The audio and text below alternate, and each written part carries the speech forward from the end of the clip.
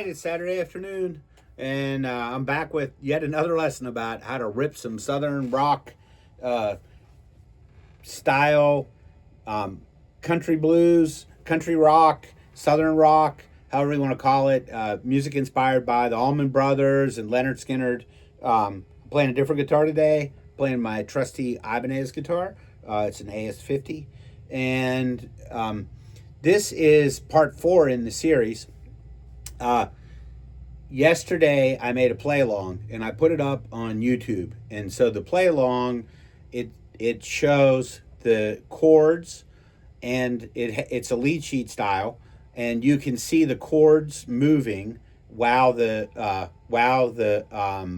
music is playing. And I was just playing along with it. And this is a really important part of being able to develop good solos. And the reason why is because I've had a lot of people asking me about this. And this week, I was talking with students about how to develop phrasing and how to develop ideas. And, you know, a complex way to explain it is that we would say we need to develop rhythmic motifs. But a much easier way to approach that is to first start, and you can just play the D note right on the first beat of the measure. And you can set that up, and that can be a rhythmic motif.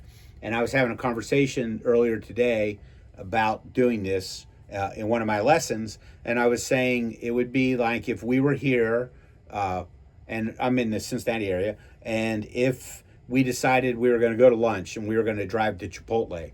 And so that's our destination. We're here at my teaching studio. We're going to go out. We're going to go down the stairs. We're going to go out of the building. We're going to get my car. We're going to start driving. And so you have this expectation. Where are we going? We're going to Chipotle. And so this,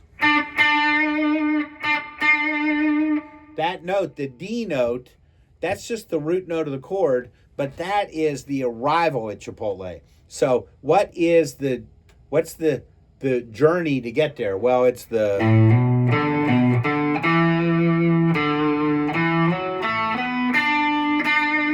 these other notes that are sort of leading up to that really important D note that resolves the tension. That's the journey to get to Chipotle. And what if we get over there? We drive. Chipotle actually is about a mile from here. So we drive around the corner. We're driving on the road. Let's say I'm in the middle lane. I can't get over. I can't turn into Chipotle. There's too much traffic. So I might be... And right when you think I'm going to go to Chipotle, I might go... I play this note. It creates some dissonance. It's not the note that you expected me to play. And so that's because I couldn't turn into the driveway at Chipotle. I go on past, I end up turning around, and I'm gonna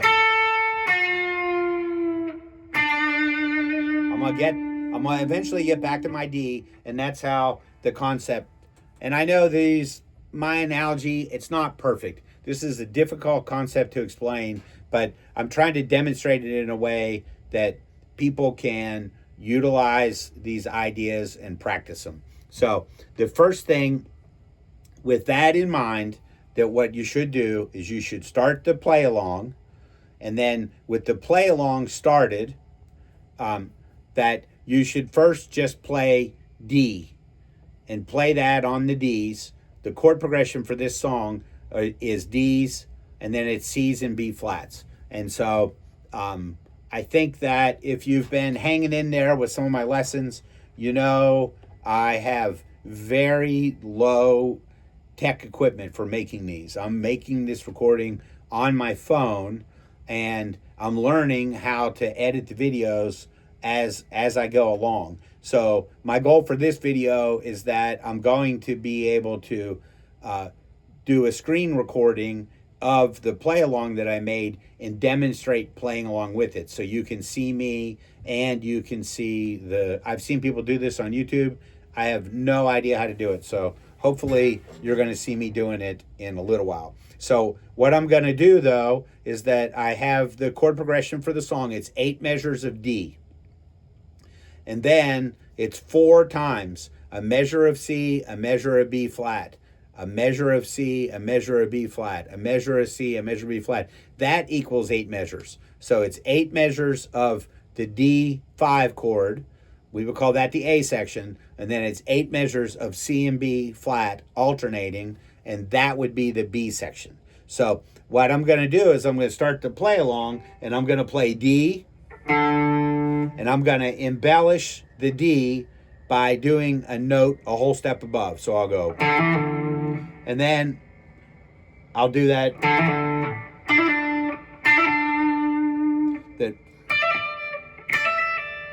I'm just doing that on every string. Then the next thing I'm going to do is I'm going to add A, and I cover this in a long video. So I'm going to go D, A, then D, A. And if you notice, now I'm not going to do it on every string.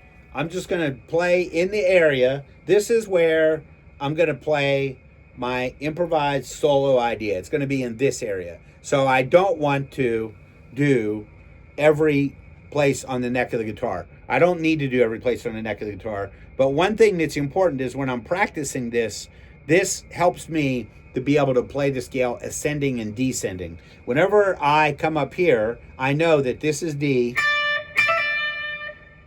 That's string 1, fret 10, D. And I'm going to do the embellishment a whole step above. That's an E. That's the second note of the scale, or a second above the D. This is A. It's a whole step above A is B. I covered this in the lesson number 1 in this series. I cover this in great detail. I think it's 35, 40 minutes long. So I'm not going to go into this. If you don't know it, if you don't know what I'm doing, go back to lesson number 1. So,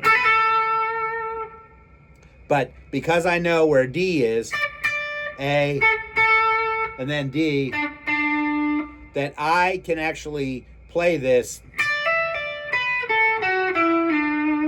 descending.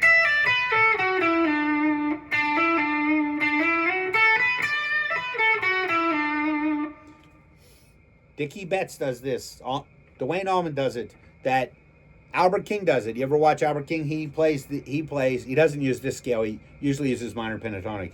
But he plays these descending phrases a lot. It's obvious to me he's not playing out of a pattern. He's instead memorized the notes from the scale, and then he embellishes those. Sometimes that's described as guide tones. So I'm going to turn on the play along. I'm going to run through a couple of these ideas. Hopefully later I'll be able to figure out how to take the video I'm recording now and then match that up with the play along. So here we go from the beginning, I hope. And I'm not going to play right at the beginning because I want to hear the clicks right at the beginning. So hopefully I can line it up.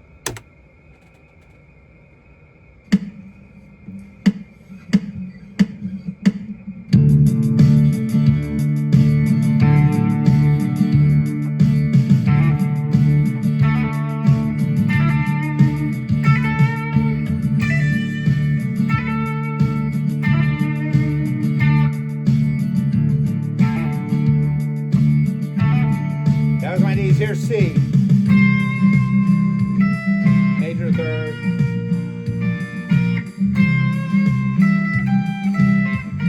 here's the arpeggio, C, arpeggio, and I'm a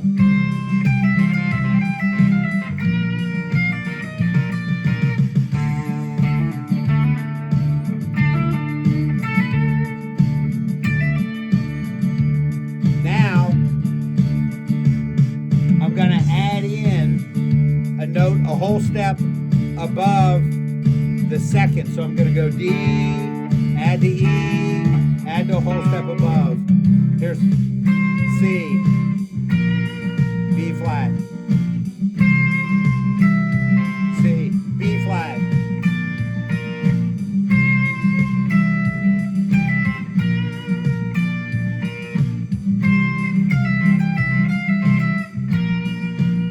back to D.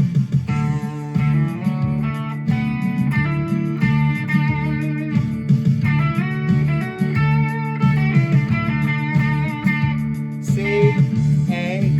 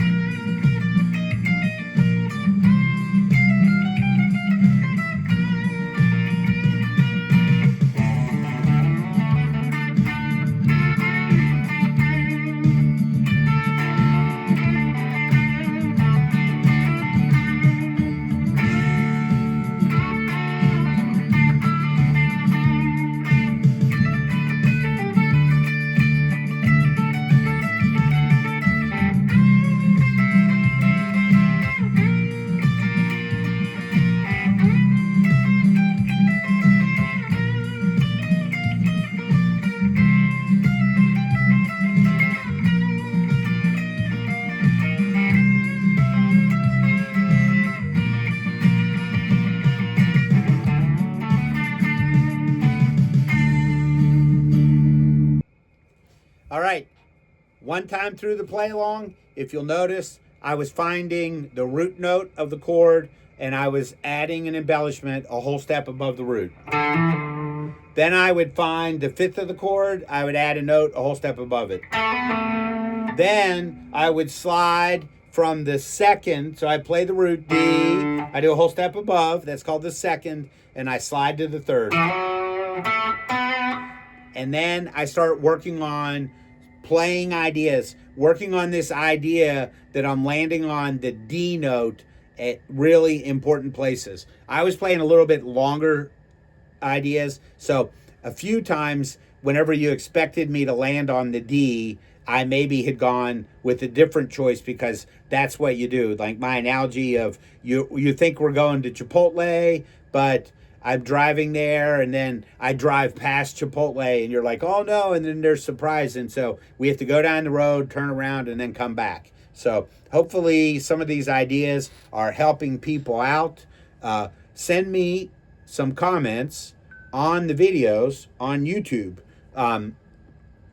I know I'm getting great feedback from people that are coming in for lessons. And as always, if you want to come in for some lessons, or if you want to do some lessons online, hit me up. So, all right, like and subscribe. And I think I always see that people that are building YouTube channels talk about how important that is, to like and subscribe.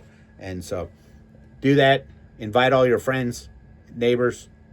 Thank you. Bye.